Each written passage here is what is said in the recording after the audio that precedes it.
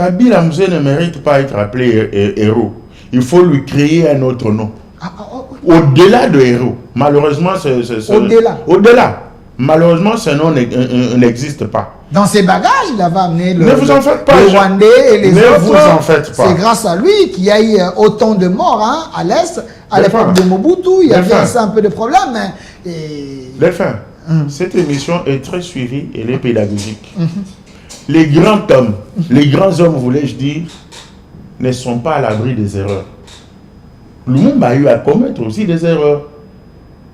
Les grands révolutionnaires du monde, le Muammar el-Kadhafi, que je considère comme le plus grand panafricain aujourd'hui.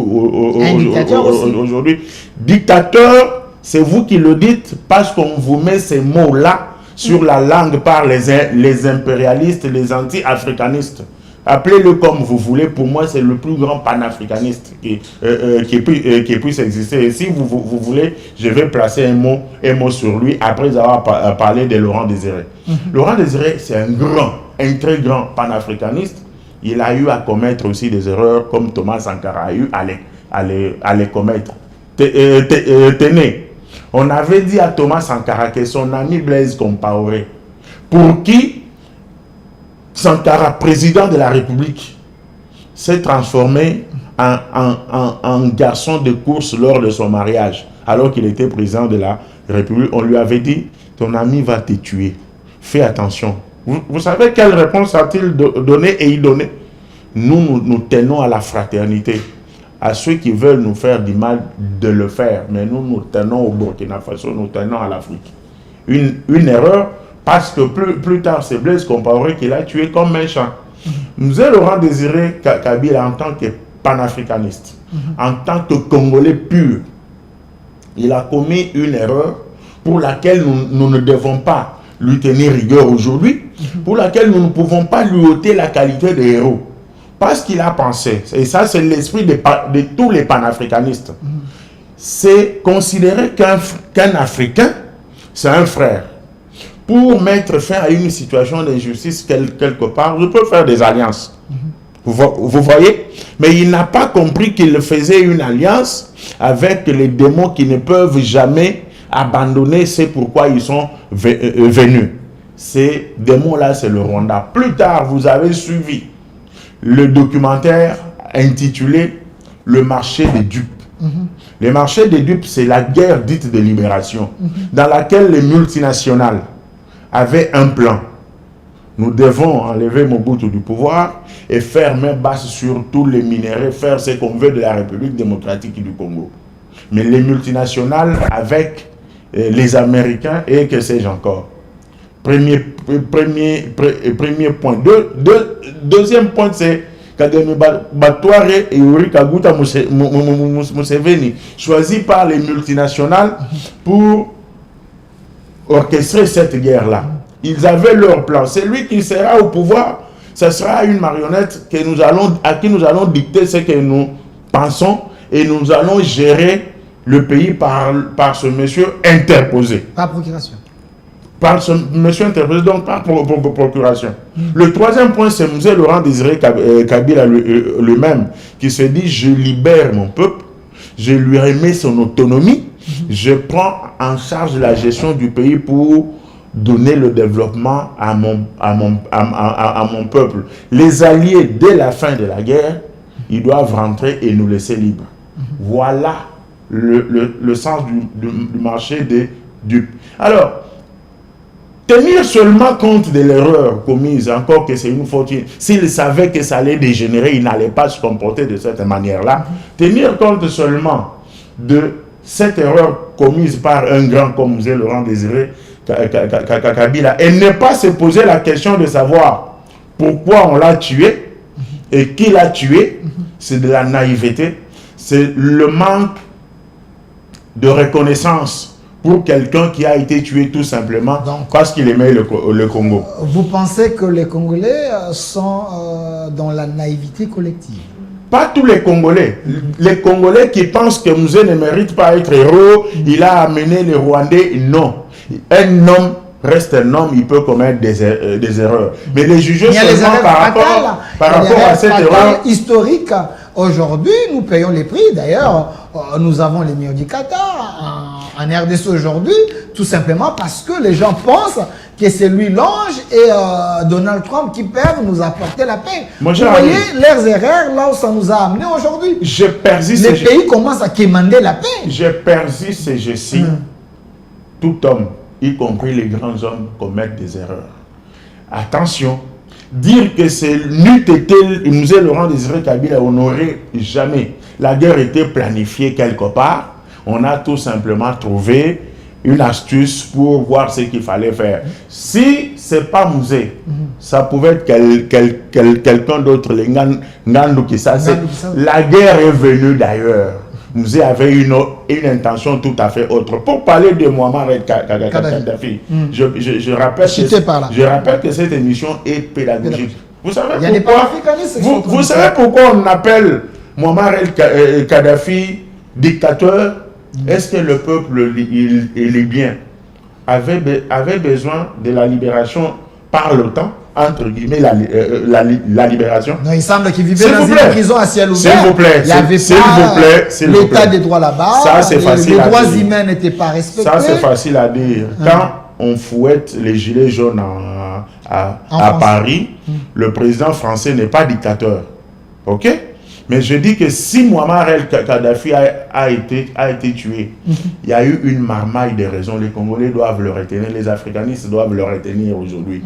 Première raison, c'est que à l'époque, vous vous rendrez compte qu'en Afrique, avoir un téléphone portable, c'était impossible. Ouais. Le téléphone était réservé aux élites, aux cadres, et pas n'importe quel cadre. Tout ça parce que toute l'Afrique louait le satellite à la France.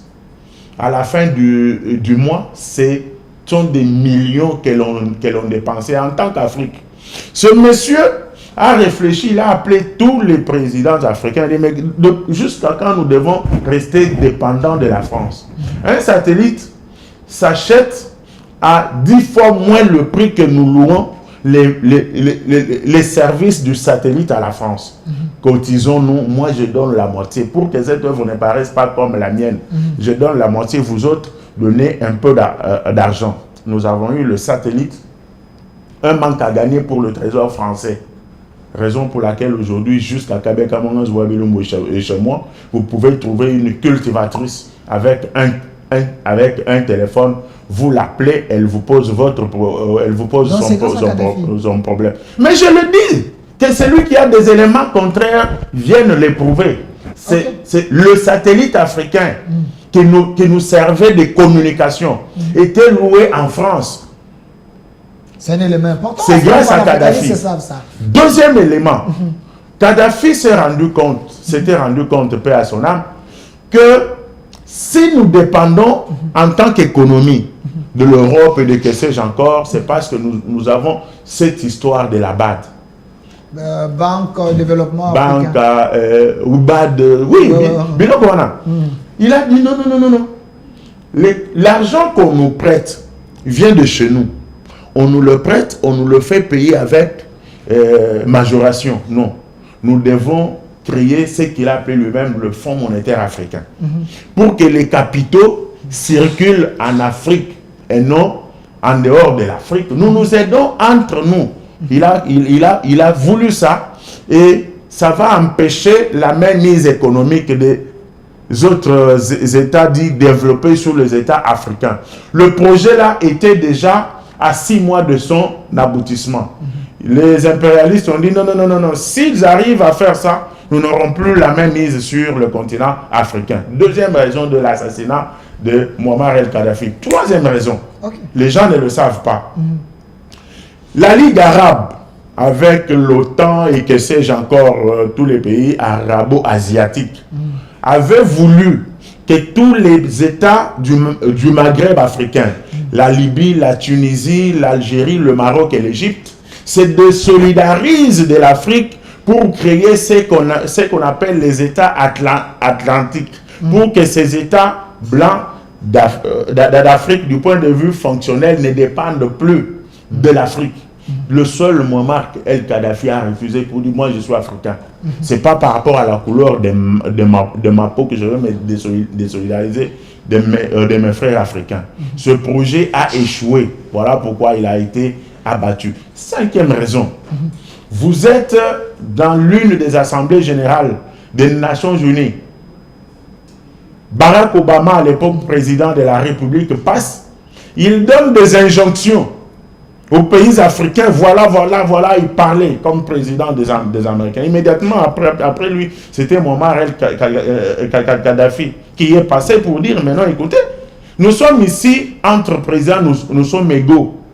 Au nom de quel Dieu vous pouvez venir donner des injonctions sur des présidents et d'autres États? Est-ce que cette histoire de la Charte des Nations Unies prévoit ça? Vous ne la respectez même pas, cette charte. Il a jeté ça. Voilà autant de raisons. Et maintenant, je ne suis pas ici pour vous poser des questions, mais je fais réfléchir ceux qui nous suivent. Qui peut me citer le président égyptien, le nom du président libyen aujourd'hui? Fait-il beau vivre en Libye aujourd'hui? Est-ce qu'on peut, les Français peuvent encore quitter la France, aller travailler en Libye? Est-ce que les Libyens avaient besoin de ce que les impérialistes appellent il semble qu'aujourd'hui, les Libyens vivent dans des conditions exécrables. Il ne semble pas. La Libye n'existe plus. Tout comme l'Irak de celui qui a été tué, c'est encore qui? Leur président tué par les Américains. Saddam Hussein. L'Irak n'existe plus. Et ces gens-là vous amènent des théories, dictateurs, et tout ceci, tout simplement parce que vous aimez votre pays. Vous entendrez, il n'y a pas longtemps, on commencera à appeler du fait de la marmaille de réalisation de Tshisekedi pour ce pays, pour le diaboliser, on commencera à l'appeler dictateur. Et certains inconscients des Congolais vont applaudir alors qu'ils ne comprendront pas qu'ils ne sont que la caisse de résonance de certaines officines. Donc là, vous faites allusion aux Congolais de mauvaise qualité. Les Congolais les Congolais de pacotille. Des papiers. Des pacotilles. Alors, M. de Badibanga, c'est vrai, l'actualité reste abondante. Vous êtes un panafricaniste, un Congolais de bonne qualité. Mais dis-moi, j'aimerais être direct avec vous. Hein. Est-ce que Tshisekedi chauffe la chaise? Si oui, pourquoi Tshisekedi ne peut pas respecter les accords, ne peut pas accepter qu'il y ait des dialogues? Parce qu'il y a des gens qui meurent comme ça par rapport à ces approches et ces décisions énervantes qui énervent même la communauté internationale. Même certains Congolais, Fayoulou, vient de parler pour dire que Tshisekedi joue les jeux de Kagame. Pourquoi nous amener dans un cimetière pendant la journée? La première des choses que je vais dire, c'est que j'ai beaucoup de respect pour Mbouta Fayoulou, tout simplement parce que c'est le seul leader opposant. Vous dites? Le seul leader opposant qui n'a pas rejoint la rébellion. Non, il y a aussi Katumbi quand même. Katumbi n'a pas rejoint la rébellion. Vous dites? Vous aimez bien les Chiluba? Oui, mais je suis Moulouba, non? Jésus était juif. Je dis ceci. Lui, Fayoulou, il mérite un chapeau parce qu'il n'a pas rejoint l'agression et puis il est resté égal à lui-même. Coup de chapeau. Là où il pêche, je venais de vous dire aussi que même les grands hommes, il a les erreurs. Ok. Là où il pêche, les grands hommes ont des erreurs parce que lui a une erreur. Il pense que lorsque la case brûle, l'ennemi avance, Delphin et Harold doivent parler en frères. Comme si leurs échanges est un signal qui va arrêter l'avancée de l'ennemi qui va brûler leur case à deux. Mais c'est comme ça les Africains traitent leurs problèmes. Quand il y a des palabres, donc vous êtes sur l'arbre à palabres, oui. Vous parlez. Mais la quintessence de l'arbre à palabres, c'est quoi? C'est lorsque le palabre est entre frères. Je venais de dire que nous ne faisons pas face à une rébellion. Nous faisons face à une agression. Lorsque vous et moi, dans notre case, nous avons des différences, nous devons dialoguer. Il me semble que le dialogue en philosophie du langage est un agent pacificateur des conflits interhumains. Il n'y a pas de problème. Mais qu'est-ce que la sagesse africaine dit lorsque la case est agressée par quelqu'un qui ne fait pas partie de la case?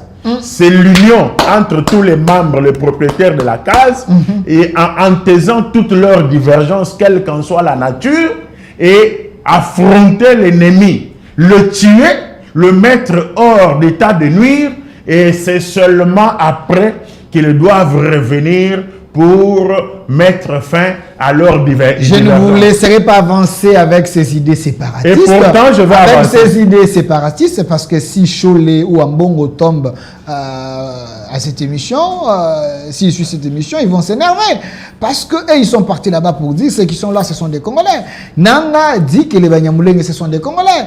Même le chef de l'État dit que ce sont des Congolais. Là, c'est des causes profondes que vous, les jeunes, vous ne connaissez pas. Donc, ceux qui sont là, ceux qui ont pris des armes parce qu'ils se sentent frustrés, ce sont des Congolais. Pourquoi vous dites que non, ce ne sont pas nos frères?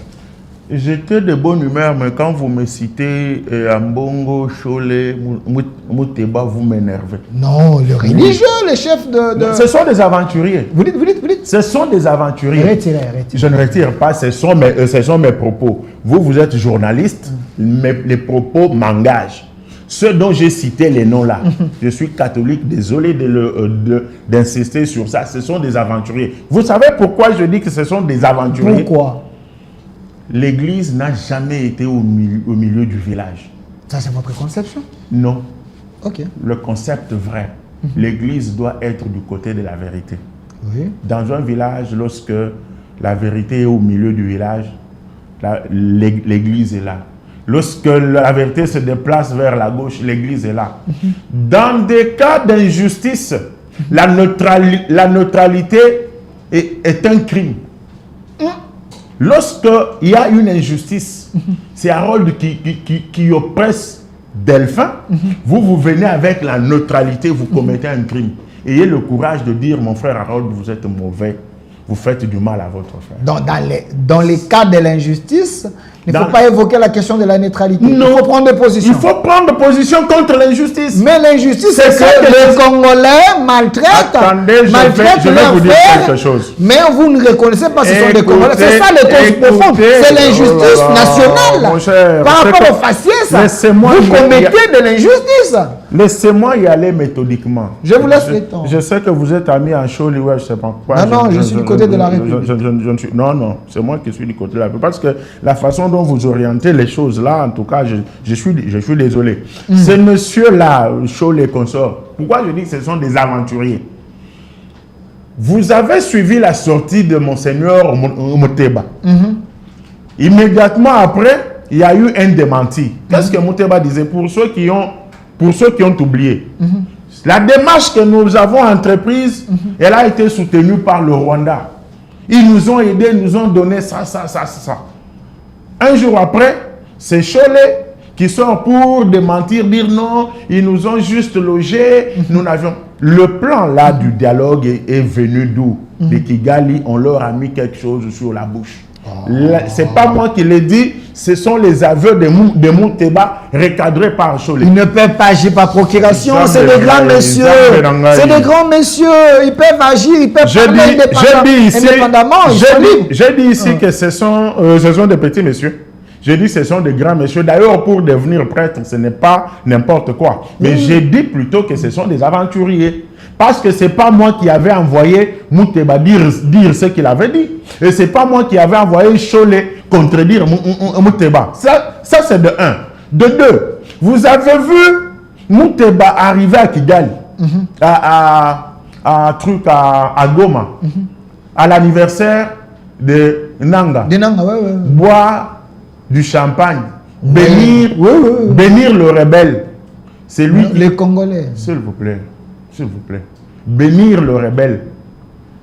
Et là où il buvait et mangeait, c'est sur le sang des Congolais, y compris les catholiques. Je rappelle qu'en 1994, Monseigneur Kataliko, paix à son âme, Monseigneur Ouinziroa, paix à son âme, ont été tués par les mêmes Rwandais. Vous savez pourquoi ils ont été tués? Pourquoi? Parce qu'ils ont pris le courage de dire aux fidèles, attention, ne recevez pas les gens là qui viennent. Ce sont les Rwandais. Ils viennent pour nous déposséder notre terre. Aujourd'hui, faire ce que Mouteba fait, faire ce que Chole et Ambongo font, c'est marcher sur les mémoires de leurs collègues évêques. Donc nous avons des prêtres de mauvaise qualité. De très mauvaises même, de pourris. Mais je le dis, ils sont dans une mission prophétique. Même quand je prêche, vous sentez que... La mission prophétique, c'est de bénir un rebelle qui viole, qui pille et qui tue, pour que Dieu lui donne le courage de continuer à violer, à tuer, à piller. Ça, c'est votre compréhension. Non, écoutez. Il ne faut pas coller ça à chaud. Mamma mia, je ne comprends pas, papa. Moi, je vous parle de faits. Ok. Nanga, puis, viole, tue ou pas. Oui. Même les ovules, ça veut dire oui. Alors, quand vous allez le bénir, c'est pour que Dieu amplifie son entreprise criminelle, non? Voilà, les images sont là. Est-ce qu'un pasteur de Dieu, Mobate Limpate, qui voit que les Mpatés sont en train d'être tués par un oppresseur, il peut se comporter de cette manière? Et vous encouragez ça. Regardez le sourire. Qu'est-ce que cette image passe comme message à la population de Goma? Vous avez un problème personnel avec les catholiques? Non, j'ai un problème personnel contre ceux qui violent, tuent et pillent dans mon pays et ceux qui encouragent cette initiative. Et quand vous allez loin, vous me posez la question, mais il faut s'attaquer aux causes profondes.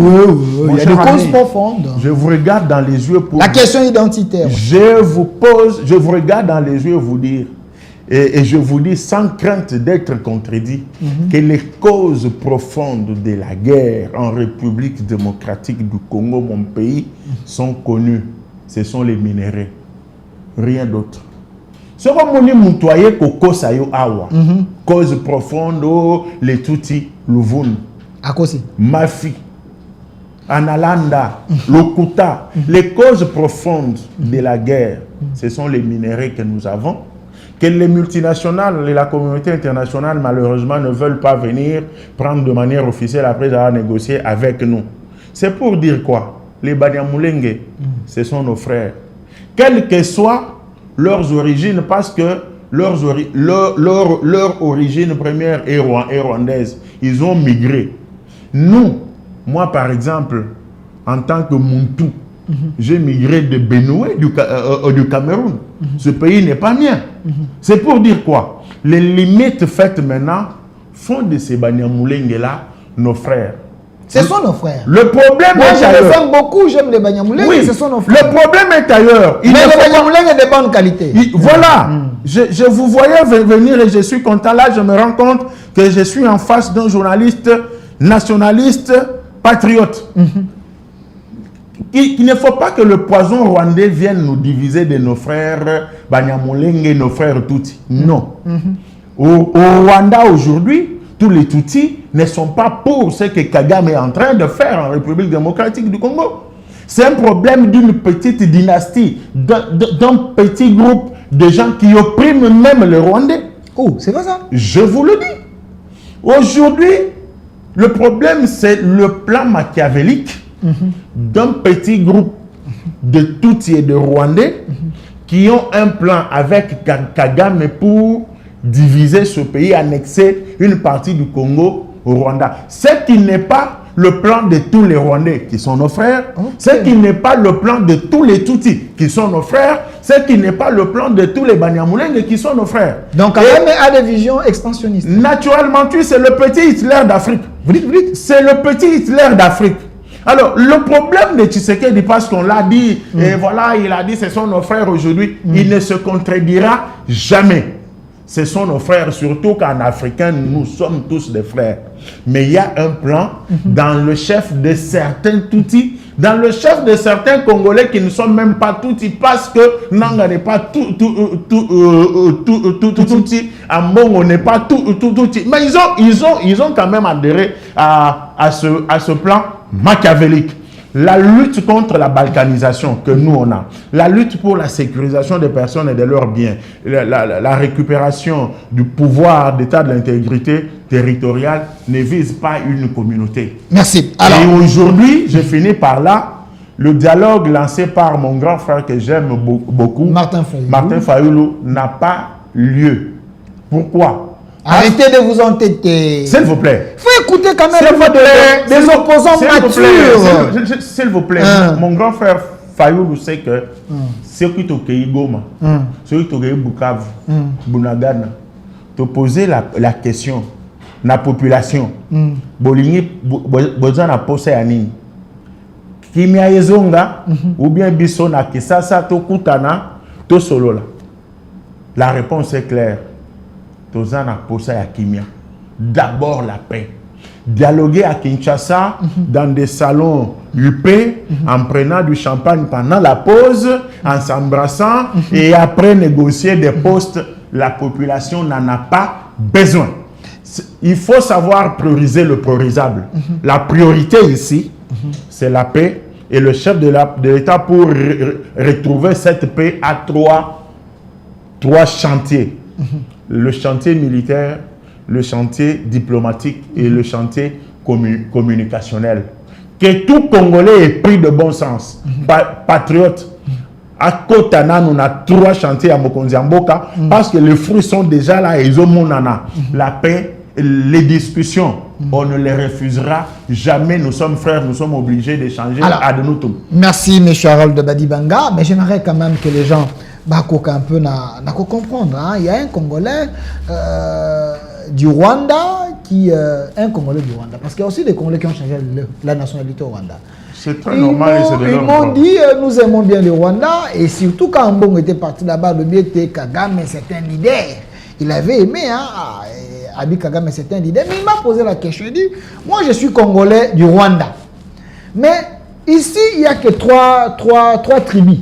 3 tribuettes. Voilà. Abizaka a 3 tribus. Il est toi, il m'a dit, mais parmi eux aussi, ils ne s'attendent pas. Est-ce qu'un bon est chaud? Ils ne peuvent pas demander à Kagame comme Bakutanaka pour leur dire qu'il y a un dialogue inter-rwandais.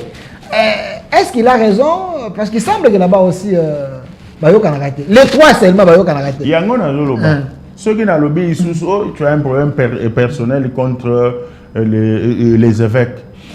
Les évêques exigent un dialogue entre les rebelles et le gouvernement de Kinshasa, le dialogue national. Ils ne disent jamais que Kagame doit échanger avec les FDLR. Oui, c'est vrai. Et pourtant, les FDLR ne tuent pas une seule mouche à Kigali. Les FDLR tuent seulement au Congo, violent au Congo, puis au Congo. C'est nous qui en sommes victimes. C'est que les FDLR passe par où? Passe par le Rwanda. La première des choses. La deuxième des choses, je vous ai dit ici que celui qui aime son peuple, on le traite de dictateur. Mais celui qui est fabriqué par eux, ce sont les impérialistes. Il est un ange. Il est un ange. D'ailleurs, je vais vous surprendre. On serait un pays sérieux après les propos tenus par Mbongo à Kigali, vantant le leadership de Kagame construit sur le sang des Congolais, les viols de nos épouses, de nos sœurs et de nos mères.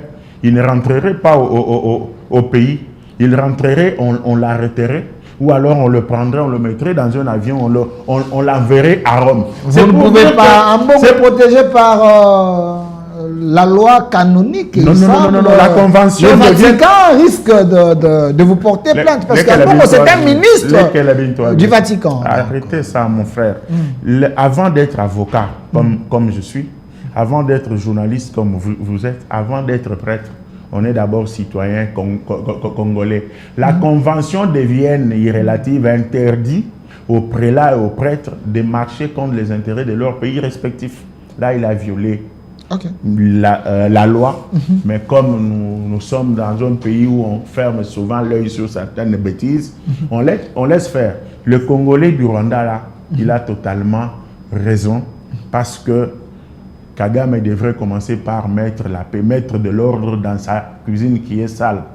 l'un des pays les plus pauvres. Est-ce que vous entendez encore, grâce à la diplomatie de Tshisekedi, vous entendez encore les glorioles que l'on faisait à Kagame hier?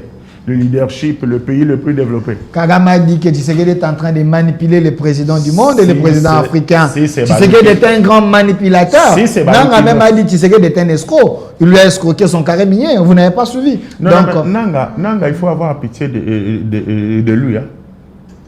Il doit poser la question aux Rwandais ou à la communauté internationale. Depuis que la guerre dite de libération, la rébellion, et qui est pourtant une agression, a commencé. Il peut me citer les Congolais purs qui ont été pris comme des marionnettes pour avoir le visa, donner à la rébellion le visage congolais. Ces Congolais-là qui sont encore en vie. Il sera tué. D'ailleurs, Benga Zawana, c'est une marionnette. Il n'a rien à décider. Non. Il ne décide pas. C'est un prisonnier ambulant. Il est coordonnateur de l'AFC. Il s'occupe de porte-parole là. Quand il a blagué, il est le chef de Bissimois, il est le chef aussi de Makenga. On vous ment.